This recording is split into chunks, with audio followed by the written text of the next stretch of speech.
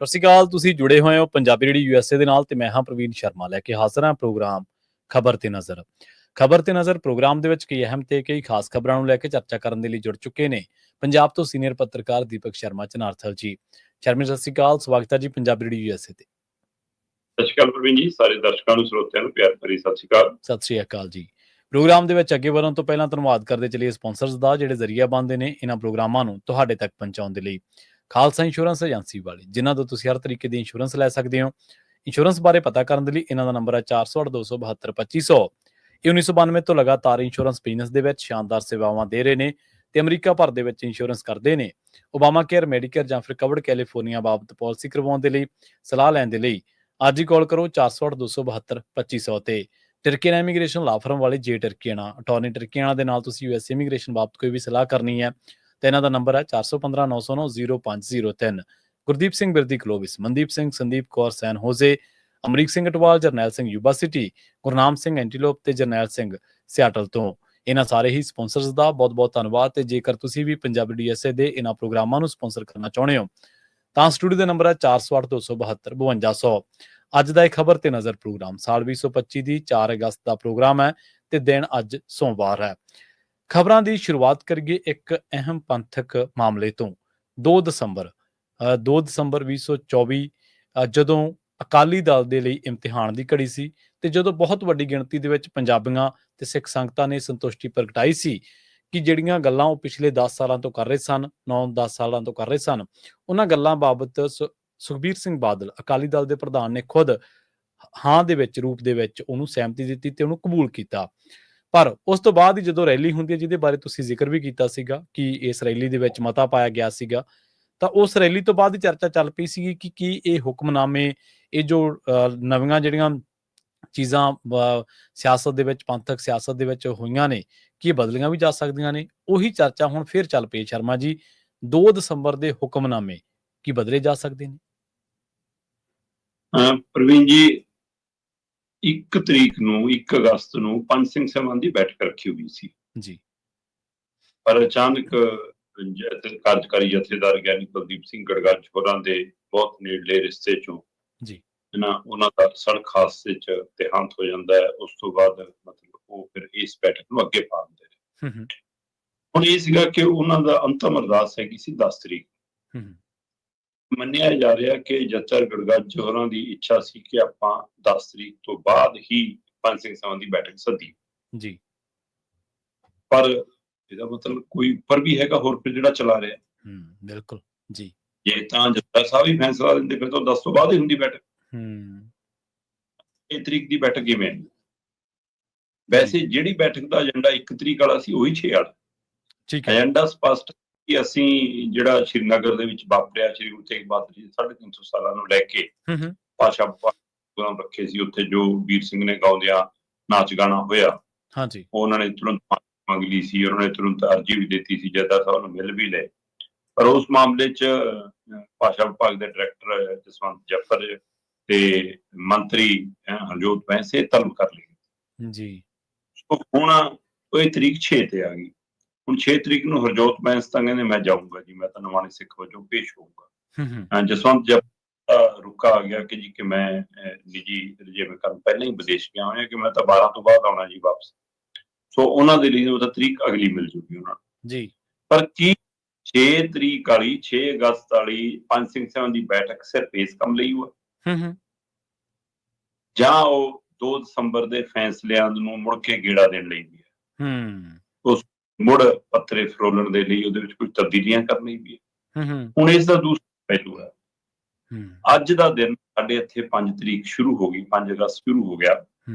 ਅੱਜ 6 ਇਜਲਾਸ ਸੱਦਿਆ ਹੋਇਆ SGPC ਨੇ, ਸ਼੍ਰੋਮਣੀ ਕਮੇਟੀ ਵੱਲੋਂ। ਜੀ ਜੀ। ਤਾਂ ਦੇਖਣ ਵਾਲੀ ਗੱਲ ਇਹ ਹੈ ਕਿ ਉਹਦੇ ਵਿੱਚ ਇਹ ਜਥੇਦਾਰ ਸਾਹਿਬਾਨ ਜਾਣਗੇ ਜਾਂ ਨਹੀਂ ਜਾਣਗੇ। ਵੈਸੇ ਆਮ ਇਜਲਾਸ ਦੇ ਵਿੱਚੋਂ ਜਾਂਦੇ ਨੇ, ਉਹਨਾਂ ਨੂੰ ਵੋਟ ਪਾਉਣ ਦਾ ਅਧਿਕਾਰ ਨਹੀਂ ਹੁੰਦਾ, ਪਰ ਉਹਨਾਂ ਦੀ ਅਗਵਾਈ 'ਚ ਹੁੰਦੀ ਹੈ ਇਜਲਾਸ ਅੱਗੇ। ਬਿਲਕੁਲ। ਸੋ ਜੇ ਉਹ ਜਾਂਦੇ ਨੇ ਫਿਰ ਧਾਮੀ ਸਾਹਿਬ ਕਿਵੇਂ ਰਿਐਕਟ ਕਰਨਗੇ ਉਹਦੇ ਤੇ, ਇਹ ਵੀ ਦੇਖਣ ਵਾਲੀ ਗੱਲ। ਫਿਰ ਦੂਸਰੇ ਪਾਸੇ ਜੈ ਪਿਛਲੇ ਦਿਨੀ ਮਤਲਬ ਕਿ ਇੱਕ ਚਿੱਠੀ ਆਉਂਦੀ ਹੈ SGPC ਕੋਲ। ਉਹ ਚਿੱਠੀ ਇਸ ਲਈ ਆਉਂਦੀ ਹੈ ਜੀ ਕਿ 11 ਤਰੀਕ ਨੂੰ ਜੀ ਇਜਲਾਸ ਕਰਨਾ, ਸਾਨੂੰ ਤੇਜਾ ਸਿੰਘ ਸਮੁੰਦਰੀ ਵੱਲ ਦਿੱਤਾ ਜਾਵੇ। ਠੀਕ ਹੈ। 5 ਕਮੇਟੀ ਨੇ ਆਪਣਾ 11 ਤਰੀਕ ਨੂੰ ਇਜਲਾਸ ਸੱਦਿਆ ਹੋਇਆ ਤੇ ਉਹਨਾਂ ਨੇ ਤੇਜਾ ਸਿੰਘ ਸਮੁੰਦਰੀ ਹੱਲ ਮੰਗਿਆ ਜੀ। ਸ਼੍ਰੋਮਣੀ ਕਮੇਟੀ ਨੇ ਇੰਨੇ ਦਿਨਾਂ ਤੋਂ ਹਫ਼ਤੇ ਖੰਡ ਤੋਂ ਉੱਪਰ ਹੋ ਗਿਆ, ਨਾ ਹਾਂ ਨਾ ਕੋਈ ਜਵਾਬ ਨਹੀਂ। ਪਰ ਇਹ ਇਜਲਾਸ ਤੋਂ ਪਹਿਲਾਂ ਇਹ ਗੱਲ ਬਾਹਰ ਆ ਗਈ ਕਿ ਜੀ ਸ਼੍ਰੋਮਣੀ ਕਮੇਟੀ ਨੇ ਉਹ ਅਰਜੀ, ਉਹ ਚਿੱਠੀ ਜਥੇਦਾਰ ਸਾਹਿਬਾਨ ਕੰਨੀ ਨੂੰ ਵਧਾਤੀ, ਉੱਪਰ ਇੱਕ ਪਰਚੀ ਲਾ ਕੇ, ਹੈ ਨਾ, ਕਿ ਜੀ ਜਥੇਦਾਰ ਸਾਹਿਬਾਨ ਸਾਨੂੰ ਇਸ ਮਾਮਲੇ 'ਚ ਅਗਵਾਈ ਕਰਨਗੇ, ਸਾਨੂੰ ਕੀ ਕਰਨਾ ਚਾਹੀਦਾ। ਬਈ ਕਿਸੇ ਸਮੇਂ ਤਾਂ ਧਾਮੀ ਸਾਹਿਬ ਇਹ ਕਹਿੰਦੇ ਸੀ ਵੀ ਕਿ ਜਥੇਦਾਰ ਤਾਂ ਕੋਈ ਵੱਖਰਾ ਸਟਾਫ ਥੋੜਾ ਉਹਨਾਂ ਕੋਲ, ਜਥੇਦਾਰਾਂ ਕੋਈ ਕੰਮਕਾਜ ਹੋਵੇ, ਕੁਛ ਹੋਵੇ, ਅਮਲਾ ਫਾਲੇ ਦਾ ਕੁਝ ਦੇਖਣਾ ਹੈ, ਦਫ਼ਤਰੀ ਕੰਮਕਾਜ ਹੈ, ਅਸਾਂ ਦਿਨ 'ਚ 10 ਵਾਰ ਵੀ ਮਿਲਦੇ ਹਾਂ, ਹੈ ਨਾ, ਕਿਉਂਕਿ ਵੀ SGPC ਨਹੀਂ ਚਲਾਉਣ ਦਾ ਸਾਰਾ ਪ੍ਰਬੰਧਕੀ ਕੰਮ, ਤੇ ਫਿਰ ਇਹ ਪ੍ਰਬੰਧਕੀ ਕੰਮ ਹੈ ਕਿ ਜਥੇਦਾਰ ਸਾਹਿਬ ਕੋਲ ਪਰਚੀਆਂ ਭੇਜੀਆਂ ਨੇ। ਮਤਲਬ SGPC ਦਾ ਕੰਮ ਹੈ ਕਿ ਹਾਲ ਕਿਹਨੂੰ ਦੇਣਾ ਨਹੀਂ ਦੇਣਾ, ਇਹ ਜਥੇਦਾਰ ਸਾਹਿਬ ਨੇ ਤੈਅ ਕਰਨਾ ਕਿ ਹਾਲ ਕਿਹਨੂੰ ਦੇਣਾ ਕਿਹਨੂੰ ਨਹੀਂ ਦੇਣਾ। ਸਹੀ ਹੈ, ਜਾਂ ਤਾਂ ਹਾਂ ਕਰੋ ਜਾਂ ਨਾ ਕਰੋ। ਹੁਣ ਮਤਲਬ ਕਿ ਇਹਨਾਂ ਦਾ ਜਿਹੜਾ ਜ਼ੋਰ ਲੱਗਿਆ ਵਾ ਹੈ, ਹੁਣ ਇਸ ਗੱਲ ਦੇ ਉੱਤੇ ਕਹਿੰਦੇ ਜ਼ੋਰ ਹੈ ਕਿ ਕਿਤੇ ਨਾ ਕਿਤੇ ਉਹਨਾਂ ਨੂੰ ਰੋਕਿਆ ਜਾਵੇ, ਤਾਰਪੀੜੋ ਕੀਤਾ ਜਾਵੇ, ਜਾਂ ਉਹਨਾਂ ਤੇ ਬੈਨ ਲਾਇਆ ਜਾਵੇ ਜੀ ਕਿ ਦੇਖੋ ਤੁਹਾਨੂੰ ਤਾਂ ਇਕੱਠਿਆਂ ਹੋਣ ਲਈ ਕਿਹਾ ਸੀਗਾ ਕਿ ਤੁਸੀਂ ਸਮੁੱਚੇ ਅਕਾਲੀ ਦਲ ਨੂੰ ਇਕਜੁੱਟ ਕਰਨਾ ਹੈ। ਕਮਾਲ ਹੈ ਜੀ। ਕਹਿੰਦੇ ਸਾਨੂੰ ਇਹ ਵੀ ਕਿਹਾ ਸੀਗਾ ਕਿ ਮੈਂਬਰਸ਼ਿਪ ਦੀ ਅਗਵਾਈ ਕਰਨੀ ਹੈ, ਤੁਸੀਂ ਨਵੀਂ ਅਕਾਲੀ ਦਲ ਖੜਾ ਕਰਨਾ, ਤੇ ਜੇ ਹੁਣ ਉਹ ਨਹੀਂ ਆ ਰਹੇ ਵਿੱਚ ਸਾਡਾ ਕੀ ਕਸੂਰ ਹੈ। ਇਹ ਵੀ ਨੁਕਤਾ ਜੀ, 7 ਮੈਂਬਰੀ ਕਮੇਟੀ ਸੀ, ਜਦੋਂ 2 ਮੈਂਬਰ ਰਹੇ ਉਹਦੀ ਜੀ, ਫਿਰ ਇਹਦਾ ਕੀ ਵਜੂਦ ਰਹਿ ਗਿਆ। ਤੇ ਉਹ ਬਾਦਲ ਧਿਰ ਵਾਲੇ ਕਹਿੰਦੇ ਵੀ ਸੰਤਾ ਰਘਵੀਰ ਸਿੰਘ ਨੇ ਕਿਹਾ ਸੀ ਤੁਹਾਡੀ ਮੈਂਬਰਸ਼ਿਪ ਠੀਕ ਹੈ, ਇਹ ਕਹਿੰਦੇ ਜਥੇਦਾਰ ਰਘਵੀਰ ਸਿੰਘ ਨੇ ਤਾਂ ਇਹ ਵੀ ਕਿਹਾ ਸੀਗਾ ਵੀ ਤੁਸੀਂ ਕਰੋ ਭਰਤੀ ਫਿਰ, ਜੋ 2 ਮੈਂਬਰ। ਤੋ ਇਸ ਨੂੰ ਲੈ ਕੇ ਹੁਣ ਟਕਰਾਅ ਵਾਲੀ ਸਥਿਤੀ ਬਣਨੀ ਹੈ ਤੇ SGPC ਦੇ ਵਿੱਚੋਂ ਆਪ ਮਨਫੀ ਹੋ ਕੇ ਸਿੱਧਾ ਮਾਮਲਾ ਜਥੇਦਾਰ ਦੇ ਕਚਹਿਰੀ 'ਚ ਲਿਆ ਕੇ ਖੜਾ ਕਰਨਾ ਚਾਹੁੰਦੀ ਹੈ। ਵੈਸੇ ਇਜਲਾਸ ਦਾ ਏਜੰਡਾ ਵੱਖਰਾ ਹੈ, ਉਹ ਇਲਾਜ ਦਾ ਇਜਲਾਸ ਜਿਹੜਾ ਅੱਜ ਹੋਣਾ ਉਹਦਾ ਏਜੰਡਾ ਇਹੀ ਹੈ ਕਿ ਤਖਤਾਂ ਦਾ ਟਕਰਾਅ ਕਿਵੇਂ ਟਾਲਿਆ ਜਾਵੇ ਜੀ। ਪਰ ਨਵਾਂ ਟਕਰਾਅ ਪੈਦਾ ਕਰਨ ਲਈ ਤੁਸੀਂ ਮੀਟਿੰਗਾਂ ਕਰੋਗੇ, ਹੈ ਉਹ ਚਾਹੇ ਪੰਥਕ ਸਿਆਸੀ ਧਿਰਾਂ ਦੇ ਵਿੱਚ ਹੋਵੇ। ਸੋ ਹੁਣ ਦੇਖਣ ਵਾਲੀ ਗੱਲ ਇਹ ਹੋਊਗੀ ਕਿ ਕੀ ਅੱਜ ਦੇ ਇਜਲਾਸ ਦੇ ਵਿੱਚ ਕੋਈ ਅਜਿਹੀ ਗੱਲ ਆਉਂਦੀ ਹੈ ਜਿੱਥੋਂ ਵੱਡਾ ਕੋਈ ਮਸਲਾ ਖੜਾ ਹੁੰਦਾ ਹੈ। ਕੱਲ ਨੂੰ ਜਥੇਦਾਰ ਸਾਹਿਬਾਨ ਦੀ ਬੈਠਕ 'ਚ ਕੋਈ ਰੋਕ ਵਾਲੀ ਗੱਲ ਆਉਂਦੀ ਹੈ, 5 ਮੈਂਬਰੀ ਕਮੇਟੀ ਕਿਹਾ ਜਾਂਦਾ ਕਿ ਤੁਸੀਂ ਨਹੀਂ ਇਹ ਕਾਰਜ ਵਿਧਾ ਕਰ ਸਕਦੇ, ਜਾਂ ਇੱਥੇ ਨਹੀਂ ਕਰ ਸਕਦੇ, ਜਾਂ ਕਿਤੇ ਵੀ ਨਹੀਂ ਕਰ ਸਕਦੇ, ਜਾਂ 5 ਮੈਂਬਰੀ ਕਮੇਟੀ ਭੰਗ ਕੀਤੀ ਜਾਂਦੀ ਹੈ। ਵੈਸੇ ਜੇ ਦੂਸਰੀ ਗੱਲ ਅਗਾਂਹ ਵੱਧ ਕੇ ਦੇਖਣੀ ਹੋਵੇ ਤਾਂ 5 ਮੈਂਬਰੀ ਕਮੇਟੀ ਦੇ ਜੇ ਕੱਲ ਨੂੰ ਬੈਨ ਲੱਗ ਜਾਂਦਾ ਤਾਂ ਉਹ ਕਿ ਠੀਕ ਹੈ ਜੀ, ਅਸੀਂ ਤਾਂ ਕੋਈ ਕਾਰਵਾਈ ਨਹੀਂ ਕਰਦੇ, ਅਸੀਂ ਤਾਂ ਹੁਣ ਡੈਲੀਗੇਟ ਚੁਣ ਲਈ ਜੀ, ਡੈਲੀਗੇਟ ਦੇਖਣ ਉਹਨੇ ਪ੍ਰਧਾਨ ਚੁਣਨਾ ਕਿ ਨਹੀਂ ਚੁਣਨਾ, ਉਹਦੇ ਨਿਰਭਰ ਹੈ। ਪਰ ਜੇ ਉਹ ਇਹੀ ਕਹਿ ਕਿ ਇਹ ਪ੍ਰਕਿਰਿਆ ਹੀ ਨਹੀਂ ਕਰਨੀ, ਚੋਣ ਹੀ ਨਹੀਂ ਕਰਨੀ, ਸੁਖਬੀਰ ਨੂੰ ਇਹ ਪ੍ਰਧਾਨ ਮੰਨ ਲਓ, ਫਿਰ ਉਹ ਸੁਖਬੀਰ ਜਿਹਨੇ ਰਾਜਨੀਤਿਕ ਤੌਰ ਦੇ ਉੱਤੇ ਪੂਰੀ ਤਰ੍ਹਾਂ ਦੇ ਇਮਾਨਦਾਰੀ ਨਾਲ 2 ਦਸੰਬਰ ਦੇ ਫੈਸਲਿਆਂ ਨੂੰ ਪ੍ਰਵਾਨ ਨਹੀਂ ਕੀਤਾ, ਉਸ ਬਾਰੇ ਕਿਹਾ ਜਾਊਗਾ, ਜਾਂ ਉਹਦਾ ਬਿਨਾਂ ਨਾਮ ਲਿਆ ਉਹਨੂੰ ਥਾਪੜਾ ਦਿੱਤਾ ਜਾਊਗਾ। ਸੋ ਕਾਫੀ ਕੁਛ ਹੈ। ਹੁਣ ਸਰਨਾ ਐਂਡ ਬ੍ਰਦਰਜ਼ ਕਿੰਨੀ ਕੁ ਡਾਇਰੈਕਟਰ ਦਾ ਰੋਲ ਨਿਭਾਉਂਦੇ ਨੇ, ਉਹਨਾਂ ਦੇ ਦੇਖਣੇ, ਉਹਨੇ ਡਾਇਰੈਕਟ ਕੰਮ ਆਉਂਦੀ ਆ, ਇਹ ਦੇਖਣ ਵਾਲੀ ਗੱਲ। ਸੋ ਕਿਤੇ ਨਾ ਕਿਤੇ ਇਹ ਮਸਲਾ ਕਾਫੀ ਪੰਥਕ ਧਿਰਾਂ ਦੇ ਵਿੱਚ ਬਾਚਿਆ ਜਾ ਰਿਹਾ, ਤੇ ਮੈਨੂੰ ਲੱਗਦਾ ਕਿ ਸੁਖਬੀਰ ਬਾਦਲ ਹੋਰ ਇੱਕ ਹੋਰ ਵੱਡੀ ਗਲਤੀ ਕਰਨਗੇ ਤੇ ਇਹ ਉਹਨਾਂ ਦੀ ਇੱਕ ਹੋਰ ਮਤਲਬ ਨਾਕਾਮੀ ਤੇ ਗਲਤੀ ਸਾਬਤ ਹੋਊਗੀ। ਇਹਦੇ ਨਾਲ ਉਹ ਵੱਡੇ ਨਹੀਂ ਹੋਣ ਲੱਗੇ, ਹੋਰ ਵਿਵਾਦਾਂ 'ਚ ਕਰਨਗੇ। ਸੋ ਪਰ ਨਹੀਂ, ਜੇ ਕਰਨਾ ਹੈ ਤਾਂ ਉਹਨਾਂ ਨੇ ਕਰਨਾ ਜੀ, ਫਿਰ ਦੇਖਦੇ ਕੀ ਹੁੰਦਾ। ਪਰ ਇਹ ਟਕਰਾਅ ਮਤਲਬ ਕਿ ਕਿਤੇ ਤਾਂ ਇਹ ਮੰਨਿਆ ਜਾ ਰਿਹਾ ਸੀ, ਆਪਾਂ ਪਹਿਲਾਂ ਵੀ ਗੱਲ ਕੀਤੀ ਸੀ ਕਿ ਜੇ ਨਵਾਂ ਅਕਾਲੀ ਦਲ ਬਣਦਾ, ਫਿਰ ਦਫ਼ਤਰ ਨੂੰ ਲੈ ਕੇ, ਸਥਾਨ ਨੂੰ, ਰਜਿਸਟ੍ਰੇਸ਼ਨ ਨੂੰ ਲੈ ਕੇ, ਪਾਰਟੀ ਦੇ ਚੋਣ ਨਿਸ਼ਾਨ ਨੂੰ ਲੈ ਕੇ, ਇਹਨਾਂ ਕਿੰਨੀਆਂ ਚੀਜ਼ਾਂ ਨੂੰ ਲੈ ਕੇ ਮਸਲੇ ਹੋਣਗੇ। ਪਰ ਮੈਨੂੰ ਲੱਗਦਾ ਕਿ ਤਾਂ ਹੁਣ ਉਹ ਤੋਂ ਪਹਿਲਾਂ ਹੀ, ਚੋਣ ਤੋਂ ਪਹਿਲਾਂ ਹੀ ਟਕਰਾਅ ਸ਼ੁਰੂ ਹੋ ਗਿਆ ਤੇ ਵੱਡਾ ਟਕਰਾਅ ਵੀ। ਸੋ ਇਸ ਲਈ ਦੇਖਣ ਵਾਲੀ ਗੱਲ ਹੈ ਕਿ ਉਹ ਤਾਂ ਅਗਲੇ ਦਾ ਕਿ ਸਾਡੀ 15 ਲੱਖ ਭਰਤੀ ਹੈ, ਜੇ ਉਹ 15 ਚੋਂ ਤੀਜਾ ਹਿੱਸਾ ਵੀ ਆ ਗਿਆ, 5 ਲੱਖ ਬੰਦਾ, ਵੈਸੇ ਆਉਣਾ ਤਾਂ ਡੈਲੀਗੇਟ ਆ, ਨਹੀਂ ਆਉਣਾ ਤਾਂ ਡੈਲੀਗੇਟ ਹੈ। ਸਹੀ ਹੈ, ਉਹ ਗੱਲ ਹੈ ਕਿ ਖੁੱਲੀ ਕਾਲ ਹੋ ਗਈ ਫਿਰ, ਹੈ ਨਾ, ਉਹ ਫਿਰ ਬਾਹਰ ਸੰਗਤੀ ਰੂਪ 'ਚ ਕਰ ਲੈਣ। ਬਿਲਕੁਲ, ਇਸ ਲਈ ਲੋਕ ਕੀ ਫੈਸਲਾ ਲੈਂਦੇ ਆ, ਦੋਏ ਤਰ੍ਹਾਂ ਦੇ ਉੱਤੇ ਸਭ ਦੀ ਨਜ਼ਰ ਹੈ ਕਿ ਕੀ ਹੋਊਗਾ।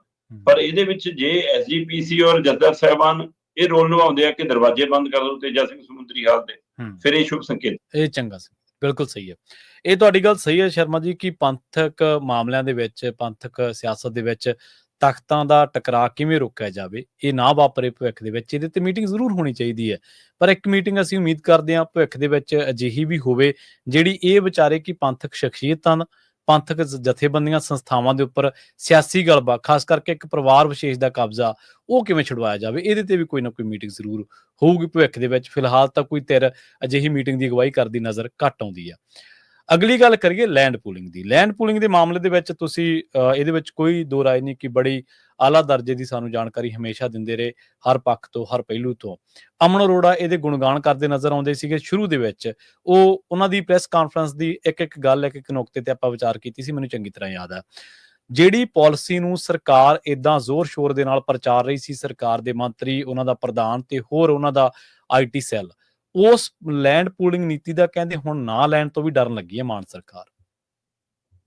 ਜਿਹੜੇ ਅਮਨ ਅਰੋੜਾ ਦੀ ਤੁਸੀਂ ਗੱਲ ਕਰ ਰਹੇ ਹੋ, ਉਹੀ ਅਮਨ ਅਰੋੜਾ ਇੱਕ ਪ੍ਰੈਸ ਕਾਨਫਰੰਸ ਦੇ ਵਿੱਚ ਕੈਬਨਿਟ ਦੀ ਬੈਠਕ ਤੋਂ ਜਦੋਂ ਉਹਨੂੰ ਸਵਾਲ ਆਇਆ, ਕਹਿੰਦਾ ਜੀ ਮੇਰੇ ਕੋਲ ਤਾਂ ਵਿਭਾਗ ਪੁੱਛੋ। ਹਾਂਜੀ, ਹੈ ਨਾ ਜੀ, ਇਹ ਤਿਆਰੀ ਹੁੰਦੀ ਹੈ। ਇੱਥੋਂ ਹਿਸਾਬ ਲਾ ਲਓ ਤੁਸੀਂ, ਹੈ ਨਾ ਕੀ ਸਥਿਤੀ ਹੈ। ਤੇ ਦੂਸਰੇ ਪਾਸੇ ਮਤਲਬ ਕਿ ਇਹਨਾਂ ਦੇ ਜਿਹੜੇ ਲੀਡਰ ਬੋਲੇ ਤੇ ਉਹਨਾਂ ਦੇ ਟਵੀਟ ਵਾਪਸ ਕਰਾ ਦਿਓ, ਉਹਨਾਂ ਦਾ ਕੰਟਰੋਲ ਲੈ ਲਓ, ਉਹਨਾਂ ਨੂੰ ਚੁੱਪ ਕਰਾ ਦਿਓ। ਮਾਲਵਿੰਦਰ ਕੰਗ ਮੈਂਬਰ ਪਾਰਲੀਮੈਂਟ, ਬਿਲਕੁਲ ਸਹੀ। ਫਿਰ ਰਾਘਵ ਚੱਡੇ ਦੀ ਇੱਕ ਪੋਸਟ ਖੂਬ ਵਾਇਰਲ ਹੋ ਰਹੀ ਹੈ, ਉਹ ਕਹਿੰਦੇ ਦੋਵਾਂ ਨੂੰ ਸੈੱਟ ਰੱਖਣ ਦੀ ਕੋਸ਼ਿਸ਼ ਆ। ਉਹ ਇੱਕ ਪਾਸੇ ਸਰਕਾਰ ਨੂੰ ਵੀ ਇਹ ਕਿ ਮੈਂ ਤਾਂ ਭਗਵੰਤ ਮਾਨ ਜੀ ਮੰਗ ਕਿਹਾ ਸੀਗਾ ਵੀ ਕਿ ਬਿਨਾਂ ਸਹਿਮਤੀ ਤੋਂ ਨਹੀਂ ਲਵਾਂਗੇ। ਦੂਜੇ ਪਾਸੇ ਪੋਸਟ ਜੇ ਲੱਗਦਾ ਜਿਵੇਂ ਕਿ ਸਰਕਾਰ ਨੂੰ ਚੈਲੰਜ ਕੀਤਾ ਤੇ ਆਪਣੇ ਲੋਕਾਂ ਨਾਲ ਖੜਿਆ। ਸੋ ਦੋਹਰਾ ਮਾਪਦੰਡ ਹੈ, ਪਰ ਉਹ ਵੀ ਆਪਣੀ ਪੋਸਟ ਪਾ ਕੇ ਅਜੇ ਵਿਦੇਸ਼ ਦੌਰੇ ਨੂੰ ਗਿਆ ਹੋਇਆ, ਇਸ ਲਈ ਚੱਲ ਰਿਹਾ ਜੀ, ਹੈ ਨਾ।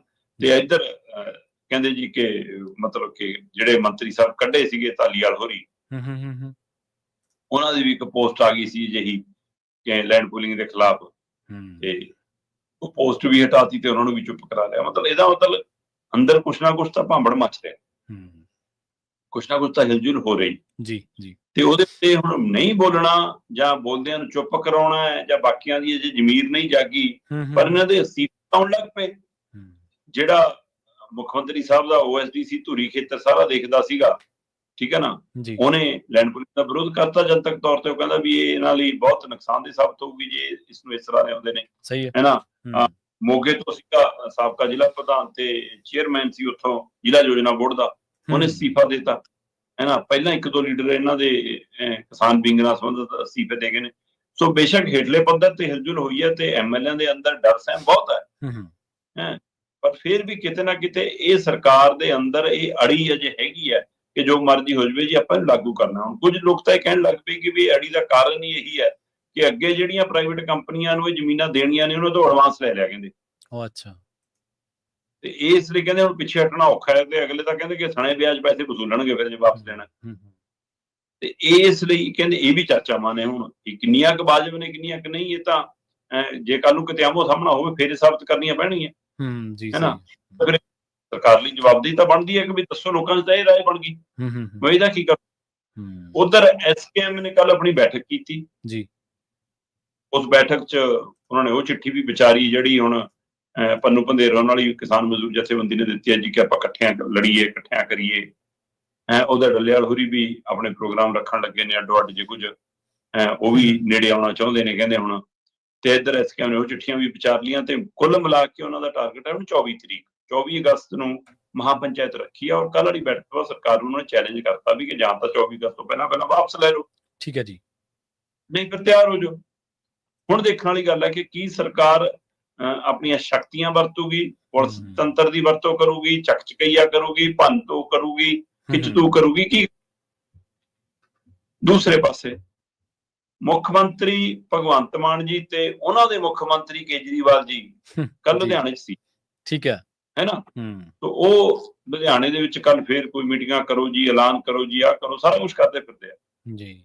ਨਸ਼ਿਆਂ ਤੇ ਬੈਠਕਾਂ ਕਰ ਲੀਆਂ ਜੀ, ਆਹ ਕਰ ਲਿਆ। ਮੁੱਖ ਮੰਤਰੀ ਸਾਹਿਬ ਨੇ ਚੁਟਕਲਿਆਂ ਦੀ ਲੜੀ ਤੋਰਤੀ ਕਿ ਲਓ ਜੀ ਸੁਣੋ ਚੁਟਕਲੇ, ਹੈ ਨਾ ਜੀ, ਕਿ ਸਾਨੂੰ ਕੈਂਚੀ ਵੀ ਆ ਗਈ, ਡੰਡਾ ਵੀ ਆ ਗਿਆ, ਹੁਣ ਕਾਠੀ ਤੇ ਵੀ ਚੜ ਗਏ ਅਸੀਂ, ਲੈ ਹੁਣ ਤਾਂ ਪਿੱਛੇ ਸਵਾਰੀ ਬਿਠਾ ਕੇ ਅਸੀਂ ਨਾਭੇ ਵੀ ਛੱਡਿਆ ਆਉਂਦੇ ਆ, ਹੈ ਨਾ। ਉਹ ਵਿਕਰਮ ਮਜੀਠੀਏ ਤੰਜ ਕਰ, ਮਤਲਬ ਤੁਸੀਂ ਲੁਧਿਆਣੇ ਚ ਆਏ ਹੋ ਸਹੀ, ਤੇ ਲੁਧਿਆਣੇ ਚ ਲੈਂਡ ਪੂਲਿੰਗ ਦਾ ਮੁੱਦਾ ਭੁੱਖਿਆ। ਜਿਵੇਂ ਮੋਦੀ ਦੀ ਜ਼ਬਾਨ ਤੇ ਟਰੰਪ ਦਾ ਨਾਂ ਨਹੀਂ ਆਉਂਦਾ, ਉਵੇਂ ਤੁਹਾਡੀ ਜ਼ਬਾਨ ਤੇ ਲੈਂਡ ਪੂਲਿੰਗ ਕਿਉਂ ਨਹੀਂ ਆਉਂਦਾ? ਬਈ ਤੁਸੀਂ ਗੁਣਗਾਨ ਕਰ ਜੋ ਆਪਣੀ ਯੋਜਨਾ ਦਾ, ਜੇ ਇੰਨੀ ਚੰਗੀ ਹੈ ਜੀ ਜੀ, ਜੇ ਉਹਦੇ ਬਾਰੇ ਹੋਰ ਨਹੀਂ ਕੁਝ ਕਹਿਣਾ ਤਾਂ ਉਹਦਾ ਗੁਣਗਾਨ ਕਰ ਜੋ ਕਿ ਹਾਂ ਜੀ ਬਹੁਤ ਕਮਾਲ ਹੈ ਜੀ, ਇਹਦੇ ਨਾਲ ਤਾਂ ਐ ਹੋ ਜੂ। ਇਸੇ ਲੁਧਿਆਣੇ ਦੇ ਵਿੱਚ ਸੰਜੀਵ ਅਰੋੜਾ ਦੀ ਚੋਣ ਤੋਂ ਪਹਿਲਾਂ ਇਹਨਾਂ ਨੇ ਲੜੀ ਨਹੀਂ ਟੁੱਟਣ ਦਿੱਤੀ, ਮਤਲਬ ਕਿ ਵਪਾਰੀਆਂ ਨਾਲ ਮੀਟਿੰਗ ਜੀ, ਉਹਨਾਂ ਦੇ ਮਸਲੇ ਹੱਲ ਜੀ, ਘਰਾਂ 'ਚ ਬੈਠ ਕੇ ਮੀਟਿੰਗਾਂ ਕਰਕੇ ਕੱਲੇ ਦਾ ਪਰਸਨਲ ਮਸਲਾ ਹੱਲ ਵੀ। ਜੇ ਵਪਾਰੀਆਂ ਨਾਲ ਇਹ ਲੜੀ ਵੱਜ ਮੀਟਿੰਗ ਹੋ ਸਕਦੀ ਆ, ਹਾਂਜੀ, ਤੇ ਕਿਸਾਨਾਂ ਉਹਨਾਂ ਦੇ ਵਪਾਰ ਮੰਡਲਾਂ ਨਾਲ ਹੋ ਸਕਦੀ ਆ, ਤੇ ਫਿਰ ਕਿਸਾਨ ਜਥੇਬੰਦੀਆਂ ਨਾਲ ਕਿਉਂ ਨਹੀਂ ਹੋ ਸਕਦੀ? ਜੇ ਇਕੱਲੇ ਵਪਾਰੀ ਨਾਲ ਹੋ ਸਕਦੀ ਆ ਤਾਂ ਉਸ ਕਿਸਾਨ ਨਾਲ ਕਿਉਂ ਨਹੀਂ ਜਿਹਦੀ ਜ਼ਮੀਨ ਲੈ ਰਹੇ ਹੋ? ਕਿਸੇ ਤੇ ਤਾਂ ਜੋ, ਕਿਸੇ ਨੁਕਤੇ ਤਾਂ ਜੋ। ਸਹੀ, ਪਿੰਡਾਂ 'ਚੋਂ ਚੱਲੂਗੀ ਸਰਕਾਰ, ਲੋਕਾਂ 'ਚੋਂ ਬੈਠ ਕੇ ਫੈਸਲੇ ਕਰਾਂਗੇ, ਲੋਕਾਂ ਨੂੰ ਪੁੱਛ ਕੇ। ਅਸੀਂ ਮੁੱਖ ਮੰਤਰੀ ਵੀ ਲੋਕਾਂ ਨੂੰ ਪੁੱਛ ਕੇ ਬਣਾਇਆ ਕਿ ਕਿਹਨੂੰ ਬਣਾਈਏ, ਤੇ ਹੁਣ ਲੋਕਾਂ ਨੂੰ ਇਹ ਤਾਂ ਪੁੱਛ ਲਓ ਕਿ ਤੁਹਾਡੀ ਜ਼ਮੀਨ ਲਈਏ ਕਿ ਨਾ ਲਈਏ। ਮੁੱਖ ਮੰਤਰੀ ਸਾਹਿਬ ਗੋਗਾ ਗਾਉਂਦੇ ਸੀਗੇ ਵੀ ਕਿ NRI ਛੱਡ ਕੇ ਆਜੋ। ਇੱਕ ਮੁੰਡਾ ਕਹਿੰਦਾ ਮੈਂ ਛੱਡ ਕੇ ਆ ਗਿਆ ਜੀ, ਕਹਿੰਦਾ ਮੈਂ ਖੇਤੀ ਕਰਨ ਲਈ ਵਾਪਸ ਆਇਆ, ਮੈਂ ਦੱਸੋ PR ਵੀ ਛੱਡਤੀ, ਹੁਣ ਮੇਰੀ ਕਹਿੰਦਾ ਜ਼ਮੀਨ ਲੈਂਡ ਪੂਲਿੰਗ 'ਚ ਆ ਗਈ, ਮੈਂ ਕਿੱਥੇ ਜਾਵਾਂ? ਸਹੀ, ਹੁਣ ਦਿਓ ਜਵਾਬ। ਇਹਨਾਂ ਸਵਾਲਾਂ ਦੇ ਜਵਾਬ ਨਹੀਂ ਹੈਗੇ। ਇਸ ਲਈ ਸਰਕਾਰ ਅਜੇ ਵੀ, ਸਰਕਾਰ ਤੋਂ ਭਾਵ ਮੁੱਖ ਮੰਤਰੀ ਭਗਵੰਤ ਮਾਨ ਤੇ ਉਹਦੀ ਕੈਬਨਿਟ ਤੋਂ ਬਿਲਕੁਲ ਵੀ ਨਹੀਂ ਹੈ। ਸਰਕਾਰ ਤੋਂ ਭਾਵ ਕੇਜਰੀਵਾਲ, ਮਨੀਸ਼ ਸਿਸੋਦੀਆ, ਸਹੀ ਹੈ, ਉਹੀ ਸਰਕਾਰ। ਇਹ ਤਾਂ ਪਿਆਦੇ ਨੇ ਹੁਣ ਉਹਨਾਂ ਦੇ। ਇਹ ਤਾਂ ਜੇ ਜੂਰੀ ਨੇ ਕਿ ਸਿਪਾਹੀ ਨੂੰ ਸੱਜੇ ਤੋਰਨਾ ਕਿ ਖੱਬੇ ਤੋਰਨਾ, ਉਹ ਤੈਅ ਕਰਦੇ ਆ ਸ਼ਤਰੰਜ ਦੀ ਗੇਮ ਵਾਂਗ। ਤੇ ਅਸਲੀ ਰਾਜੇ ਰਾਣੀ ਇਹ ਨੇ। ਤੇ ਹੁਣ ਇਹ ਕਿਸੇ ਨੁਕਤੇ ਤੇ ਆਉਣਗੇ ਜਾਂ ਨਹੀਂ ਆਉਣਗੇ, ਜਾਂ ਹੁਣ ਇਹ ਹੁਕਮ ਚਾੜਨਗੇ ਕਿ ਜਿਹੜੀ ਪੁਲਿਸ ਦਿੱਲੀ 'ਚ ਨਹੀਂ ਸੀ ਸਾਡੇ ਕੋਲ, ਇੱਥੇ ਆ ਕਿ ਉਹ ਪੁਲਿਸ ਦਾ ਵਰਤੋਂ ਵੀ ਕਰਕੇ ਦੇਖ ਲਈਏ, ਹੈ ਨਾ। ਉਸ ਤਰੀਕਾ ਕਰਨ ਜਾਣਗੇ।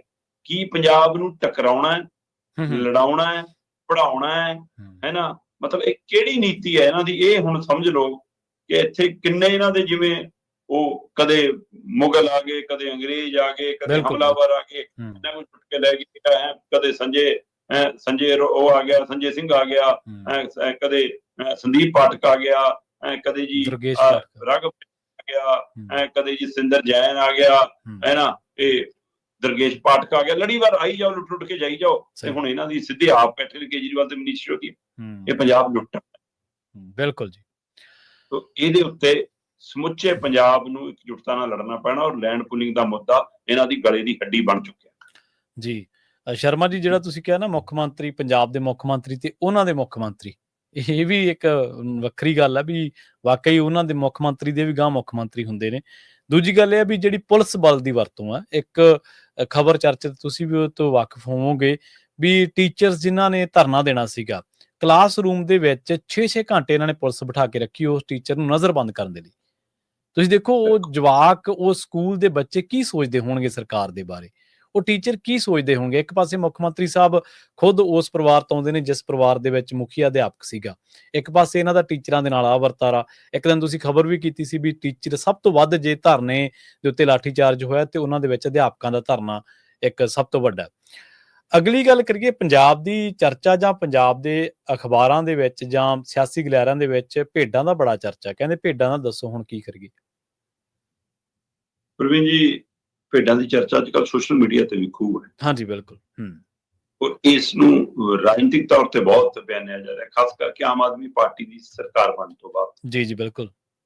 ਸ਼ਬਦ ਰਾਜਨੀਤਿਕ ਤੌਰ ਤੇ ਬਹੁਤ ਵਿਅੰਗਮਈ ਸ਼ਬਦ ਬਣਿਆ ਤੰਜ਼ ਕਰਨ ਪਰ ਅੱਜ ਆਪਾਂ ਸੱਚੀ ਮੁੱਚੀ ਭੇਡਾਂ ਦੀ ਗੱਲ ਕਰਨ ਲੱਗੇ, ਮਤਲਬ ਪਾਰਟੀਆਂ ਦੇ ਕਿਸੇ ਦੇ ਸਮਰਥਕਾਂ ਦੀ, ਅੰਨੀ ਸਮਰਥਕਾਂ ਦੀ ਨਹੀਂ, ਬਿਨਾਂ ਦੇਖਿਆ ਕਿਸੇ ਦੇ ਪਿੱਛੇ ਛਾਲਾਂ ਮਾਰਨ ਵਾਲੇ ਸਮਰਥਕਾਂ ਦੀ ਨਹੀਂ। ਆਪਾਂ ਰੀਅਲ ਦੇ ਵਿੱਚ ਜੋ ਭੇਡਾਂ ਨੇ ਉਹਨਾਂ ਦੀ ਗੱਲ ਕਰ ਰਹੇ। ਇਹ ਭੇਡਾਂ ਦਾ ਮਾਮਲਾ ਆਇਆ ਲੁਧਿਆਣਾ ਖੇਤਰ ਨਾਲ ਸੰਬੰਧਿਤ। ਠੀਕ ਹੈ ਜੀ। ਲੁਧਿਆਣਾ ਖੇਤਰ ਦੀ ਇੱਕ ਸੰਸਥਾ ਨੇ ਇੱਕ ਟਰੱਕ ਫੜਿਆ, ਸਾਹਨੇਵਾਲ ਪੁਲਿਸ ਦੇ ਖੇਤਰ ਚ ਬਣਦਾ ਉਹ ਪਸ਼ੂਆਂ ਨੂੰ ਸਾਂਭ ਸੰਭਾਲ ਦੇ ਲਈ ਇੱਕ ਸੰਸਥਾ ਬਣੀ ਆ, NGO ਵਗੈਰਾ। ਜੀ ਜੀ। ਉਹਨਾਂ ਨੇ ਇੱਕ ਟਰੱਕ ਫੜਿਆ ਤੇ ਉਹ ਟਰੱਕ ਦੇ ਵਿੱਚ 2 ਟਰੱਕ ਫੜ ਗਏ ਤੇ 384 ਭੇਡਾਂ ਉਹਨਾਂ ਚ ਤੁੰਨੀਆਂ ਹੁੰਦੀਆਂ ਸੀ। ਹੁਣ ਤੁਸੀਂ ਇਹ ਦੇਖੋ ਕਿ ਇੱਕ ਟਰੱਕ ਦੇ ਵਿੱਚ ਵੱਧ ਤੋਂ ਵੱਧ 40-45 ਭੇਡਾਂ ਲੱਦੀਆਂ ਜਾ ਸਕਦੀਆਂ, ਜੋ ਠੀਕ ਠਾਕ ਖੜੀਆਂ ਹੋ ਸਕਣ, ਬੈਠ ਸਕਣ, ਸਾਹ ਲੈ ਸਕਣ। ਜੀ ਜੀ। 2 ਟਰੱਕਾਂ ਚ 384 ਭੇਡਾਂ ਤੁੰਨੀਆਂ ਨੇ। ਤੇ ਉਹ ਕਿਸ ਸਥਿਤੀ ਚ ਹੋਣਗੀਆਂ? ਤੂੜੀ ਮੰਗੇ ਤੁੰਨੀਆਂ ਹੋਣਗੀਆਂ ਫਿਰ ਤਾਂ। ਉਹ ਜੰਮੂ ਕਸ਼ਮੀਰ ਤੱਕ ਜਾਣੀਆਂ ਸੀ। ਹੁਣ ਇਹ ਸੰਸਥਾ ਨੂੰ ਪਤਾ ਲੱਗ ਗਿਆ, ਉਹਨਾਂ ਨੇ ਪੁਲਿਸ ਨਾਲ ਮਿਲ ਕੇ ਉਹ ਟਰੱਕ ਰੋਕ ਲਏ, ਪਰਚਾ ਹੋ ਗਿਆ, ਇਹਨਾਂ ਟਰੱਕਾਂ ਚੋਂ ਭੇਡਾਂ ਲਾ ਲਈਆਂ। ਹੁਣ ਰੱਖੀਏ ਕਿੱਥੇ? ਮਸਲਾ ਹੋ ਗਿਆ। ਚੌਂਕੀ ਥਾਣੇ ਦਾ ਰੱਖਣ ਤੋਂ ਰਹੇ ਅਗਲੇ। ਜੀ। ਉਹ ਜਿਹੜੀ NGO ਸੀ ਉਹਨੂੰ ਕਹਿੰਦੇ ਜੀ ਤੁਸੀਂ ਸਾਂਭੋ, NGO ਵਾਲੇ ਕਹਿੰਦੇ ਅਸੀਂ ਨਹੀਂ ਸਾਂਭ ਸਕਦੇ। ਚਲੋ ਜੀ, ਕਰ ਕਰਾ ਕੇ ਆ ਜਿਹੜੀ ਲੱਭੋ ਇੱਕ ਕੋਈ, ਆ ਜਿਹੜੀ ਲੱਭ ਲਿਆ, ਆ ਜਿਹੜੀ ਇਹ ਤੋਂ ਪਹਿਲਾਂ ਕਿ ਭੇਡਾਂ ਸੰਭਾਲਦਾ ਉਹਦਾ ਆਪਣਾ ਐਕਸੀਡੈਂਟ ਹੋ ਗਿਆ। ਉਹ ਅੱਛਾ। ਹਾਂ, ਫਿਰ ਉਹਨੂੰ ਸਾਂਭਣ ਲਈ ਬੰਦਿਆਂ ਦੀ ਲੋੜ ਪੈ ਗਈ, ਉਹ ਫਿਰ ਕੰਮ ਰਹਿ ਗਿਆ। ਲੈ ਦੇ ਕੇ ਜਾਂ ਗਊਸ਼ਾਲੇ ਪਹੁੰਚਾਤੀਆਂ। ਹੁਣ ਉਹ ਗਊਸ਼ਾਲਾ ਪਹੁੰਚ ਕੇ ਭੇਡਾਂ ਅੱਡ ਕਰ ਦਿੱਤੀਆਂ ਗਈਆਂ, ਕਹਿੰਦੇ ਜੀ ਕਿ ਉਹ ਤਾਂ ਬਿਮਾਰ ਹੀ ਬਹੁਤ ਨੇ। ਹੁਣ ਲੱਗਿਆ ਹੋਇਆ ਮਤਲਬ ਜਿਸ ਸਥਿਤੀ 'ਚ ਲਿਆਂਦੀਆਂ ਹੋਣਗੀਆਂ ਉਹ, ਤੇ ਜਾਂ ਅੱਗੇ ਜਾ ਕੇ ਪਤਾ ਨਹੀਂ ਸਾਨੂੰ ਉੱਨ ਲਈ ਵੇਚਣੀਆਂ ਰੱਖਣੀਆਂ ਸੀ ਜਾਂ ਮਾਰ ਕੇ ਖਾਣੀਆਂ ਸੀ ਜਾਂ ਕੀ ਸੀ, ਇਹ ਤਾਂ ਉਹ ਜਾਣਨ। ਪਰ ਜੀ ਭੇਡਾਂ 7-10 ਮਰਨੀਆਂ ਸ਼ੁਰੂ ਹੋ ਗਈਆਂ। ਠੀਕ ਹੈ। ਤੇ ਮਰਦਿਆਂ 200 ਭੇਡਾਂ ਮਰ ਗਈਆਂ। 384 ਫੜੀਆਂ ਸੀ, 200 ਮਰ ਗਈਆਂ। ਹੁਣ ਸਮਝ ਨਹੀਂ ਆਉਂਦਾ ਕਿ ਇਹ ਰੋਕ ਕੇ ਉਹਨਾਂ ਨੇ ਉਹਨਾਂ ਦਾ ਭਲਾ ਕੀਤਾ ਕਿ ਰੋਕ ਕੇ ਉਹਨਾਂ ਦਾ ਨੁਕਸਾਨ ਕੀਤਾ। ਕਿ ਜੇ ਪਹੁੰਚਦੀਆਂ ਤਾਂ ਹੋ ਸਕਦਾ ਕੋਈ ਸਾਂਭਣ ਵਾਲਾ ਸੀ ਜਾਂ ਉੱਥੇ ਜਾ ਕੇ ਇਕੱਠੀਆਂ ਮਰ ਜਾਣੀਆਂ ਸੀ। ਇਹ ਤਾਂ ਨਹੀਂ, ਅਗਲੇ ਵਾਲਾ ਕੀ ਟੀਚਾ ਸੀ ਇਹ ਤਾਂ ਨਹੀਂ ਸਾਨੂੰ ਪਤਾ ਜੀ। ਪਰ ਹੁਣ ਇਹ ਸਮਝਣ ਵਾਲੀ ਗੱਲ ਵੱਖਰੀ ਹੈ ਕਿ ਜੇ ਏਦਾਂ ਹੀ ਮਰਨੀ ਹੈ, ਉਹ ਤਾਂ ਕਹਿੰਦੇ ਰੋਜ਼ 5-4 ਮਰ ਰਹੀਆਂ। ਉਹ 2-3 ਡਾਕਟਰ ਲਾਏ ਨੇ, ਹੈ ਨਾ, ਪਸ਼ੂ ਪਾਲਣ ਵਿਭਾਗ ਵਾਲੇ, ਪਰ ਡਾਕਟਰਾਂ ਦੀ ਵੀ ਸਥਿਤੀ ਕੀ ਆ ਪਸ਼ੂ ਪਾਲਣ ਦੀ ਆਪਾਂ ਨੂੰ ਉਹ ਵੀ ਪਤਾ ਹੈ ਕਿ ਉਹਨਾਂ ਦੀ ਗਿਣਤੀ ਕਿਹੋ ਜਿਹੀ ਆ, ਸਮਰੱਥਾ ਕਿਹੋ ਜਿਹੀ ਆ, ਉਹਨਾਂ ਕੋਲ ਸਾਧਨ ਕਿਹੋ ਜਿਹੇ ਨੇ। ਪਰ ਉਹਦੇ ਬਾਵਜੂਦ ਉਹ ਕਹਿੰਦੇ ਜੀ ਕਿ ਇਹਨਾਂ ਭੇਡਾਂ ਦੇ ਜ਼ਿਆਦਾਤਰ ਰੋਗ ਇਹੋ ਜਿਹੇ ਹੋ ਚੁੱਕੇ ਨੇ ਕਿ ਹੁਣ ਤੁਰੰਤ ਇਲਾਜ ਕਰਨ ਦੇ ਬਾਵਜੂਦ ਉਹਨਾਂ ਦਾ ਮੋੜਾ ਕੱਟਣਾ ਔਖਾ ਹੈ, ਤੇ ਜਿਹੜੇ ਜ਼ਿਆਦਾ ਅੰਦਰੋਂ ਗੰਭੀਰ ਉਹਨਾਂ ਦਾ ਬਚਣਾ ਔਖਾ। ਤੇ ਰੋਜ਼ 5 ਤੋਂ 7 ਭੇਡਾਂ ਐਵਰੇਜ ਮਰ ਰਹੀਆਂ ਤੇ 200 ਤੋਂ ਵੱਧ ਭੇਡਾਂ ਚਲੀ ਗਈਆਂ। ਹੁਣ ਸਵਾਲ ਇਹੀ ਖੜਾ ਪੁਲਿਸ ਮੂਹਰੇ ਵੀ, NGO ਮੂਹਰੇ ਵੀ, ਡਾਕਟਰਾਂ ਮੂਹਰੇ ਵੀ, ਕਹਿੰਦਾ ਭੇਡਾਂ ਦਾ ਦੱਸੋ ਜੀ ਕੀ ਕਰੇ। ਸੋ ਇਹਦਾ ਮਤਲਬ ਇਹ ਮਸਲਾ 384 ਜਦੋਂ ਮਰ ਗਈਆਂ ਫਿਰ ਇਹ ਨਿਬੜੂਗਾ ਜੀ। ਸਹੀ, ਬਿਲਕੁਲ। ਇਹ ਜੀ ਇਹ ਵੀ ਸਵਾਲ ਖੜਾ ਨਾਲ ਦੀ ਨਾਲ ਜੀ। ਪਰ ਜਿਹੜੇ ਲੋਕ ਕਰਦੇ ਨੇ ਮਤਲਬ ਕਿ ਏਦਾਂ ਲੈ ਕੇ ਜਾਂਦੇ ਨੇ ਕਿ ਉਹ ਇੰਨੇ ਬੇਰਹਿਮ ਹੁੰਦੇ ਨੇ, ਦਿਲ ਨਾਮ ਦਾ ਜ਼ਮੀਰ ਨਾਮ ਦਾ ਕੋਈ ਨਹੀਂ ਹੈਗਾ ਉਹਨਾਂ ਦੇ ਕੋਲ। ਤੇ ਦੂਸਰੇ ਪਾਸੇ ਸਰਕਾਰਾਂ, NGO ਸਿਰਫ ਮਸ਼ਹੂਰੀ ਕਰਾਉਣ ਲਈ ਖਬਰਾਂ ਲਵਾਉਣ, ਜੇ ਤੁਹਾਡੇ ਓਕੇ ਜੇ ਇਹਨੂੰ ਸੰਭਾਲਣ ਦਾ ਕੋਈ ਪ੍ਰਬੰਧ ਹੀ ਨਹੀਂਗਾ ਜੀ। ਸਹੀ ਹੈ ਨਾ। ਤੋ ਕਈ ਪੱਖ ਨੇ ਇਹਦੇ ਸਮਝਣ ਦੇ ਸੋਚਣ ਵਾਲੇ। ਤੋ ਸਵਾਲ ਉੱਥੇ ਖੜਾ ਜੀ ਕਿ ਦਾ ਕੀ ਕਰੀਏ। ਜੀ ਬਿਲਕੁਲ। ਤੇ ਆਪਾਂ ਅਗਲੇ ਮਸਲੇ ਦੀ ਗੱਲ ਕਰੀਏ, ਉਹ ਸਿਆਣੇ ਕਹਿੰਦੇ ਕਿਸੇ ਲਈ ਮਾਂ ਵਾਦੀ ਤੇ ਕਿਸੇ ਲਈ ਮਾਂ ਜਿਹੜੇ ਨੇ ਉਹ ਸਵਾਦੀ। ਲੋਕਾਂ ਲਈ ਤਾਂ ਜਿਹੜੇ ਮੀਂਹ ਪੈ ਰਹੇ ਨੇ ਲਗਾਤਾਰ ਜ਼ਿਆਦਾ ਪੈ ਰਹੇ ਨੇ, ਹਾਲਾਂਕਿ ਇਹ ਕੁਦਰਤੀ ਵਰਤਾਰਾ, ਪਰ ਜਦੋਂ ਕੁਦਰਤੀ ਵਰਤਾਰਾ ਹੱਦੋਂ ਪਾਰ ਹੋ ਜਾਵੇ ਤਾਂ ਫਿਰ ਆਪਾਂ ਉਹਨੂੰ ਕੁਦਰਤੀ ਆਫਤ ਵੀ ਕਹਿ ਦਿੰਦੇ ਹਾਂ। ਮੀਂਹ ਜਿਹੜਾ ਆਮ ਬੰਦੇ ਲਈ ਉਹਦੀ ਛੱਤ 'ਚ ਹੋ ਗਈ, ਜਾਂ ਉਹਦਾ ਮੰਜਾ ਜਿਹੜਾ ਉਹ ਪਾਣੀ 'ਚ ਹੈ, ਜਾਂ ਉਹਦੇ ਘਰੇ ਪਾਣੀ ਵੜ ਗਿਆ, ਉਹਦੇ ਚੁੱਲ੍ਹੇ 'ਚ ਅੱਗ ਨਹੀਂ ਪੈ ਸਕਦੀ ਉਹਨੇ ਦਿਨ, ਉਹਦੇ ਲਈ ਤਾਂ ਮੁਸੀਬਤ ਹੈ। ਪਰ ਪਾਵਰਕੌਮ ਦੇ ਲਈ ਕਹਿੰਦੇ ਵਰਦਾਨ ਬਣ ਗਿਆ ਜੀ। ਬਿਲਕੁਲ ਜੀ। ਪਿਛਲੇ 2-3 ਦਿਨਾਂ ਤੋਂ ਪੰਜਾਬ ਦੇ ਵਿੱਚ ਜਿਸ ਕਦਰ ਮੀਂਹ ਪੈ ਰਿਹਾ ਜਾਂ ਉੱਪਰ ਪਹਾੜਾਂ ਤੇ ਜ਼ਬਰਦਸਤ ਮੀਂਹ ਪੈ ਰਿਹਾ, ਉਹਦਾ ਨਤੀਜਾ ਹੀ ਹੈ ਕਿ ਹੜ੍ਹ ਵਰਗੀ ਸਥਿਤੀ ਬਣ ਗਈ ਹੈ। ਪੰਜਾਬ 'ਚ ਵੀ ਲਗਭਗ ਹੜ੍ਹ ਵਰਗੀ ਸਥਿਤੀਆਂ ਬਣਦੀਆਂ ਜਾ ਰਹੀਆਂ, ਮੁਲਕ ਦੇ ਵਿੱਚ ਵੀ ਕਾਫੀ ਸੂਬਿਆਂ ਦੇ ਵਿੱਚ। ਮਤਲਬ ਜੇ ਮੈਂ ਮੁਲਕ ਦੀ ਗੱਲ ਕਰਾਂ ਤਾਂ ਭਾਰੀ ਮੀਂਹ ਕਾਰਨ ਦੇਸ਼ ਦੀਆਂ ਲਗਭਗ ਸਾਰੀਆਂ ਨਦੀਆਂ, ਨਾਲੇ ਪੂਰੇ ਉਫਾਨ ਤੇ ਨੇ, ਹੈ ਨਾ। ਪੀੜੀਆਂ ਤਾਂ ਖਤਰੇ ਦੇ ਨਿਸ਼ਾਨ ਤੋਂ ਉੱਪਰ, ਗੰਗਾ ਸਣੇ ਸਾਰੀਆਂ ਨਦੀਆਂ ਵਗ ਰਹੀਆਂ ਨੇ। ਹਿਮਾਚਲ 'ਚ 100 ਤੋਂ ਵੱਧ ਮੌਤਾਂ ਮੀਂਹ ਲੈ ਚੁੱਕਿਆ, ਹੈ ਨਾ। ਤੇ ਕਾਫੀ ਜ਼ਿਆਦਾ ਨੁਕਸਾਨ, ਜਿਹੜਾ ਦੂਸਰੀ ਤਰ੍ਹਾਂ ਨੁਕਸਾਨ ਆ ਉਹ ਵੱਖਰਾ ਹੈ। ਤੇ ਪੰਜਾਬ ਦੀ ਇੱਕ ਗੱਲ ਕਰਾਂ ਤਾਂ ਲਗਭਗ ਇੱਥੇ ਮੀਂਹ ਤਾਂ ਪੈ ਹੀ ਰਿਹਾ, ਉਹਦੇ ਕਾਰਨ ਕਲੋਨੀਆਂ 'ਚ, ਸ਼ਹਿਰਾਂ 'ਚ, ਬਾਜ਼ਾਰਾਂ 'ਚ, ਗਲੀਆਂ 'ਚ ਜਦੇ ਮੀਂਹ ਪਾਣੀ ਭਰ ਜਾਂਦਾ, ਚਾਹੇ ਉਹ ਮੀਂਹ ਥੋੜਾ ਹੋ ਜਾਵੇ, ਹੈ ਨਾ। ਉਹਦੇ ਕਾਰਨ ਸਾਡਾ ਮਤਲਬ ਬਿਨਾਂ ਵਿਉਂਤ ਤੋਂ ਕੀਤਾ ਗਿਆ ਵਿਕਾਸ ਜਿਹੜਾ ਬਿਲਕੁਲ ਭੋਗ ਰਹੇ ਹਾਂ। ਤੇ ਪਰ ਜੇ ਆਪਾਂ ਨਹਿਰਾਂ ਦੇ, ਦਰਿਆਵਾਂ ਦੇ, ਨਦੀਆਂ ਦੇ ਹਿਸਾਬ ਨਾਲ ਦੇਖੀਏ ਤਾਂ ਉਹ ਹੁਣ ਪੂਰੀਆਂ ਭਰ ਕੇ ਖਤਰੇ ਨਿਸ਼ਾਨ ਤੋਂ ਪਾਰ ਚੱਲ ਰਹੀਆਂ, ਆਲੇ ਦੁਆਲੇ ਦੇ ਖੇਤਾਂ ਨੂੰ ਵੀ ਲਪੇਟੇ 'ਚ ਲੈਣ ਲੱਗੀਆਂ। ਕਿਉਂਕਿ ਡੈਮ ਜਦੋਂ ਸਮਰੱਥਾ ਤੋਂ ਵੱਧ ਭਰਦੇ ਨੇ ਤਾਂ ਡੈਮਾਂ 'ਚੋਂ ਪਾਣੀ ਛੱਡਣਾ ਪੈਂਦਾ। ਤੇ ਭਾਖੜਾ ਡੈਮ ਹੋਵੇ, ਡਹਿਰ ਹੋਵੇ, ਪੌਂਗ ਡੈਮ, ਰਣਜੀਤ ਸਾਗਰ ਡੈਮ ਹੋਵੇ, ਉਹਨਾਂ 'ਚੋਂ ਲਗਭਗ ਪਾਣੀ ਛੱਡਿਆ ਜਾ ਰਿਹਾ। ਤੇ ਇਹ ਵੀ ਜਾਣਕਾਰੀ ਮਿਲ ਰਹੀ ਹੈ ਕਿ ਵੀ ਜੇ ਇਸੇ ਤਰ੍ਹਾਂ 1-2 ਦਿਨ ਹੋਰ ਸਥਿਤੀ ਰਹੀ ਤਾਂ ਫਾਟਕ ਵੱਧ ਚੱਕਣੇ ਵੀ ਪੈ ਸਕਦੇ ਆ, ਖਾਸ ਕਰਕੇ ਜਿਵੇਂ ਆਪਾਂ ਹਰੀਕੇ ਪੱਤਣ ਵਾਲੀ ਜੇ ਗੱਲ ਕਰੀਏ ਜਾਂ ਏਦਾਂ ਕੁਛ, ਹੈ ਨਾ। ਸੋ ਉਹ ਸਾਰੇ ਜੇ ਫਾਟਕ ਚੱਕੇ ਜਾਂਦੇ ਨੇ ਤਾਂ ਉਹ ਕਹਿੰਦੇ ਜੀ ਕੁਝ ਪਾਣੀ ਤਾਂ ਪਾਕਿਸਤਾਨ ਨੂੰ ਵੀ ਲਗਾਤਾਰ ਛੱਡਿਆ ਜਾ ਰਿਹਾ, ਉੱਧਰ ਵੀ ਇਹਦਾ ਸਥਿਤੀ ਉੱਧਰ ਵੀ ਬਣ ਰਹੀ ਹੈ। ਤੇ ਇਹ ਸਭ ਦੇ ਦਰਮਿਆਨ ਮਤਲਬ ਕਿ ਮੁੱਖ ਮੰਤਰੀ ਸਾਹਿਬ ਸਾਡੇ ਕਹਿੰਦੇ ਵੀ ਕਿ ਜਿਹੜਾ ਪਾਣੀ ਪਾਕਿਸਤਾਨ ਚੋਂ ਹੋ ਕੇ ਭਾਰਤ 'ਚ ਆਉਂਦਾ ਉਹ ਜ਼ਹਿਰੀ ਹੋ ਕੇ ਆਉਂਦਾ, ਹੈ ਨਾ। ਉਹ ਲੋਕਾਂ ਲਈ ਨੁਕਸਾਨ ਦੇ, ਜਿਹੜੇ ਬਾਰਡਰ ਦੇ ਲੋਕ ਨੇ, ਕਿ ਉਹ ਜਦੋਂ ਪਾਣੀ ਵਰਤਦੇ ਨੇ ਇਹ ਤਾਂ ਖਤਰਨਾਕ ਹੈ। ਜੇ ਮਤਲਬ ਕਿ ਉਧਰੋਂ ਪ੍ਰਦੂਸ਼ਿਤ ਹੋ ਕੇ ਆ ਰਿਹਾ, ਉਹ ਪਾਣੀ ਜ਼ਹਿਰੀ ਹੋ ਕੇ ਆ ਰਿਹਾ, ਇਹ ਲਗਭਗ ਉਹੀ ਜਿਹੀ ਗੱਲ ਹੈ। ਮਤਲਬ ਜੇ ਜੀ ਕੇਜਰੀਵਾਲ ਨੇ ਹਰਿਆਣੇ ਬਾਰੇ ਕਹਿਤੀ ਸੀ ਕਿ ਹਰਿਆਣੇ ਨੇ ਜੀ ਦਿੱਲੀ ਨੂੰ ਜ਼ਹਿਰ ਮਿਲਾ ਕੇ ਪਾਣੀ ਦੇਤਾ, ਹੈ ਨਾ। ਇਹ ਲਗਭਗ ਉਹੀ ਜਿਹੀ ਗੱਲ ਹੈ। ਮਤਲਬ ਕਿ ਜੇ ਪ੍ਰਦੂਸ਼ਿਤ ਪਾਣੀ ਹੈ ਤਾਂ ਸਾਨੂੰ ਸਮੁੱਚੇ ਪ੍ਰਦੂਸ਼ਿਤ ਪਾਣੀ ਤੇ ਗੱਲ ਕਰਨੀ ਪਊਗੀ। ਮਤਲਬ ਉਧਰੋਂ ਹੀ ਨਹੀਂ ਹੋ ਕੇ ਆਉਂਦਾ, ਜਿਹੜਾ ਤੁਰਦਾ ਜਾ ਰਿਹਾ, ਉਹਦੀ ਵੀ ਗੱਲ ਤੁਸੀਂ ਕਿੱਧਰ ਨੂੰ ਦੇ ਰਹੇ ਹੋ, ਜਿਹੜਾ ਤੁਸੀਂ ਬੁੱਢਾ ਦਰਿਆ ਜ਼ਹਿਰੀ ਬਣਾਇਆ। ਇਸ ਸਮੇਂ ਦੀਆਂ ਸਾਰੀਆਂ ਸਿਆਸੀ ਧਿਰਾਂ ਜ਼ਿੰਮੇਵਾਰ ਨੇ, ਪਰ ਤੁਸੀਂ ਆਪਣੀ ਵਾਰ ਨੂੰ ਅੱਖਾਂ ਮੀਚ ਦੂਏ ਦੇ ਉੱਤੇ ਸਵਾਲ ਕਰਦੇ ਹੋ। ਇਹ ਪਤਾ ਨਹੀਂ ਕਿੱਥੋਂ ਦੀ ਰਾਜਨੀਤੀ ਦਾ ਪਾਠ ਪੜ੍ਹ ਕੇ ਆਏ ਨੇ ਨਵੇਂ, ਹੈ ਨਾ।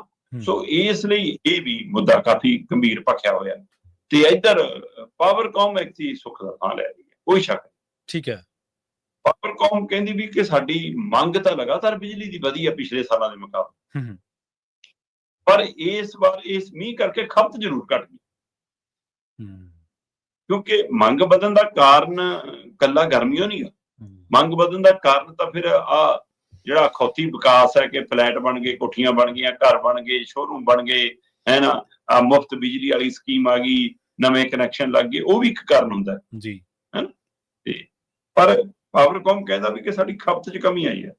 ਆ ਮੇਰੇ ਕੋਲ ਰਿਪੋਰਟ ਪਈ ਆ, ਅੰਕੜੇ ਜਿਹੜੇ ਦੱਸਦੇ ਨੇ, ਉਹ ਕਹਿੰਦੇ ਪਿਛਲੇ ਸਾਲ 2024-25 ਦੇ ਅਪ੍ਰੈਲ ਮਹੀਨੇ 'ਚ ਬਿਜਲੀ ਦੀ ਖਪਤ 4592 ਮਿਲੀਅਨ ਯੂਨਿਟ ਸੀ, ਠੀਕ ਹੈ ਨਾ, ਤੇ ਪਿੱਛੇ ਵੱਧ ਕੇ 5233 ਹੋ ਗਈ। ਮਤਲਬ ਅਪ੍ਰੈਲ ਦੇ ਵਿੱਚ ਗਰਮੀ ਵੱਲ ਵੱਧ ਰਿਹਾ ਸੀ ਤਾਂ ਫਿਰ ਖਪਤ ਵੀ ਵੱਧ ਰਹੀ ਸੀ, ਹੈ ਨਾ। ਫਿਰ ਇਸੇ ਤਰ੍ਹਾਂ ਮਈ ਮਹੀਨੇ ਦੇ ਵਿੱਚ 2024-25 ਚ ਮਈ ਮਹੀਨੇ 'ਚ ਬਿਜਲੀ ਦੀ ਖਪਤ 7230 ਮਿਲੀਅਨ ਯੂਨਿਟ ਸੀ, ਜਿਹੜੀ 25 ਦੇ ਵਿੱਚ 6604 ਮਿਲੀਅਨ ਯੂਨਿਟ ਰਹਿ ਗਈ। ਮਈ 'ਚ ਘਟੀ, ਦਾ ਮਤਲਬ ਮੌਸਮ ਠੀਕ ਰਹਿ ਗਿਆ ਤਾਂ ਖਪਤ ਘਟ ਗਈ, ਹੈ ਨਾ। ਜੂਨ ਦੇ ਵਿੱਚ, ਜੂਨ 2025-26 8772 ਮਿਲੀਅਨ ਸੀ, ਠੀਕ ਹੈ ਜੀ, ਪਰ 25 ਵਿੱਚ ਇਸ ਵਾਰ 9156, ਜੂਨ ਦੇ ਵਿੱਚ ਫਿਰ ਵਧੀ। ਜੁਲਾਈ ਮਹੀਨਾ ਜਿਹੜਾ ਪੀਕ ਹੁੰਦਾ ਹੈ, ਜੁਲਾਈ ਮਹੀਨੇ 'ਚ 2024-25 ਦੇ ਹਿਸਾਬ ਨਾਲ 10280 ਮਿਲੀਅਨ ਯੂਨਿਟ ਦੀ ਖਪਤ ਹੋਈ ਜੀ।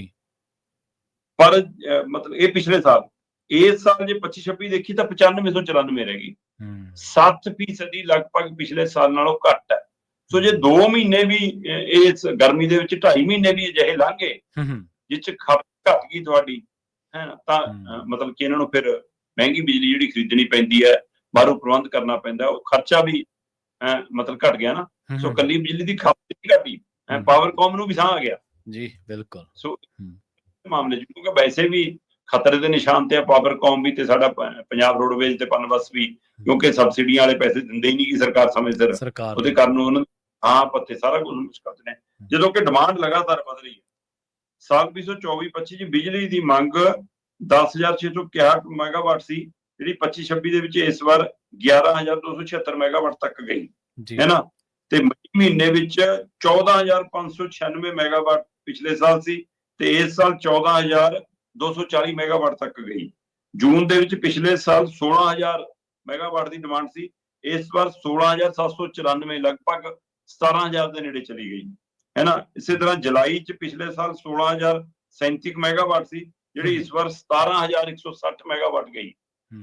ਮੰਗ ਵੱਧ ਰਹੀ ਆ, ਪਰ ਖਪਤ 2-3 ਮਹੀਨੇ ਅਜਿਹੇ ਆਏ ਨੇ, ਜਿਵੇਂ ਆਪਾਂ ਮਈ ਮਹੀਨੇ ਦੀ ਗੱਲ ਕੀਤੀ, ਜਿਵੇਂ ਜੁਲਾਈ ਮਹੀਨੇ ਦੀ, ਉਹ 'ਚ ਖਪਤ ਘਟੀ ਆ। ਸੋ ਇਹ ਪਾਵਰਕਾਮ ਲਈ ਰਾਹਤ ਦੇਗਾ ਜੀ ਮੀਂਹ, ਜਦੋਂ ਕਿ ਫਸਲਾਂ ਲਈ ਕਾਫੀ ਹੁਣ ਮਾਰ ਵੀ ਹੋ ਰਹੀ ਹੈ, ਨੁਕਸਾਨ ਵੀ ਹੋ ਰਿਹਾ, ਕਈ ਤਾਂ ਪਾੜ ਪੈ ਰਹੇ ਨੇ, ਬਹੁਤ ਨੁਕਸਾਨ ਜੀ। ਜਾਂਦੇ ਜਾਂਦੇ ਗੱਲ ਕਰੀਏ 500 ਦੇ ਨੋਟ ਦੀ, ਜਦੋਂ ਸ਼ਰਮਾ ਜੀ ਨੋਟਬੰਦੀ ਹੋਈ ਸੀ ਤਾਂ ਲੋਕਾਂ ਦੇ ਲਈ ਉਹ ਇੱਕ ਡਰਾਉਣੇ ਸੁਪਨੇ ਵਾਂਗ ਹੈ, ਕਿਉਂਕਿ ਲੋਕਾਂ ਦੇ ਇਲਾਜ ਰੁਕ ਗਏ, ਕਾਰੋਬਾਰ ਰੁਕ ਗਏ ਤੇ ਉਹਨਾਂ ਦੀ ਆਰਥਿਕਤਾ ਨੂੰ ਵੀ ਬਹੁਤ ਵੱਡੀ ਢਾਹ ਲੱਗੀ। ਆਪਣੇ ਪੈਸੇ ਬੰਦਾ ਕਢਵਾਉਣ ਤੋਂ, ਬੈਂਕ ਦੇ ਵਿੱਚੋਂ ਕਢਵਾਉਣ ਤੋਂ ਜਿਹੜਾ ਉਹ ਆਵਾਜ਼ਾਰ ਹੋ ਗਿਆ ਸੀਗਾ। ਹੁਣ ਫੇਰ ਰੌਲਾ ਪੈ ਰਿਹਾ ਵੀ 500 ਦਾ ਜਿਹੜਾ ਨੋਟ ਆ ਉਹ ਬੰਦ ਹੋਣ ਜਾ ਰਿਹਾ। ਜੀ ਬਿਲਕੁਲ, ਤੁਸੀਂ ਦੁਰਸਤ ਫਰਮਾਇਆ ਕਿ ਜਿਹੜੀ ਨੋਟਬੰਦੀ ਸੀ ਉਹਨੇ ਆਰਥਿਕ ਤੌਰ ਤੇ, ਪਰਿਵਾਰਕ ਪੱਧਰ ਤੇ ਵੀ ਜੀ, ਸੂਬਾਈ ਪੱਧਰ ਤੇ ਵੀ ਤੇ ਮੁਲਕ ਪੱਧਰ ਤੇ ਵੀ ਬਹੁਤ ਵੱਡੀ ਮਾਰ ਕੀਤੀ।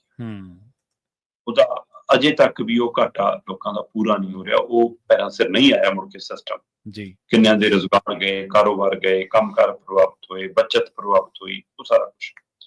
ਪਰ ਹਮੇ ਤਾਂ ਕਰਨਾ ਹੈ, ਉਹ ਪੁੱਛਣ ਵਾਲੇ ਥੋੜਾ ਨੇ, ਤਾਂ ਲੱਗਦਾ ਕਿ ਹਾਂ ਮੇਰੇ ਤੋਂ ਸਿਆਣਾ ਕੋਈ ਹੈ ਹੀ ਨਹੀਂਗਾ।